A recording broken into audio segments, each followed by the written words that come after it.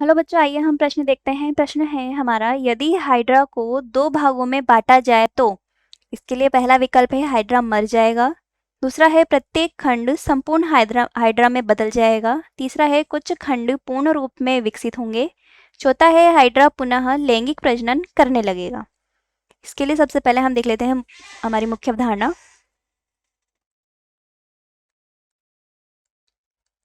तो हाइड्रा जो है यह एक ऐसा जीव है जिसमें कि पुनरुद्भवन की क्षमता पाई जाती है। पुनरुद्भवन वह क्षमता है जिसमें कि किसी भी अंग से या शरीर के किसी भी भाग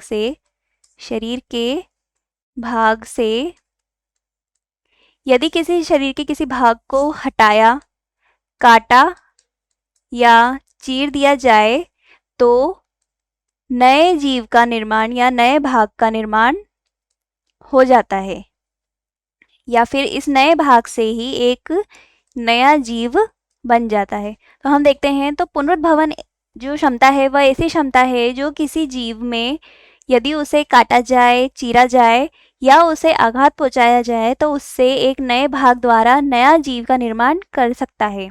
इसे पुनरुद्भवन कहते हैं। तो अब हम देखते हैं कि जो हाइड्रा है, यदि किसी 2 भागों में बांटा जाए तो क्या होगा। यदि किसी हाइड्रा को 2 भागों में बांटा जाए तो वह पुनरुद्भवन क्षमता के कारण क्या होगा, नए जीव का निर्माण कर लेगा। यह जीव जो है वह आधारीय डिस्क और टेंटेकल्स का निर्माण करेगा। यह सर्वप्रथम किसका निर्माण करेगा, आधारीय डिस्क और टेंटेकल्स बनाएगा, फिर उसके बाद यह संपूर्ण जीव का निर्माण कर लेगा। तो यदि हमारा प्रश्न कह रहा है हाइड्रा को 2 भागों में बांटा जाए तो हाइड्रा मर जाएगा, यह विकल्प गलत है। प्रत्येक खंड संपूर्ण हाइड्रा में बदल जाएगा, यह विकल्प सही है। कुछ खंड पूर्ण रूप में विकसित होंगे, यह विकल्प गलत है।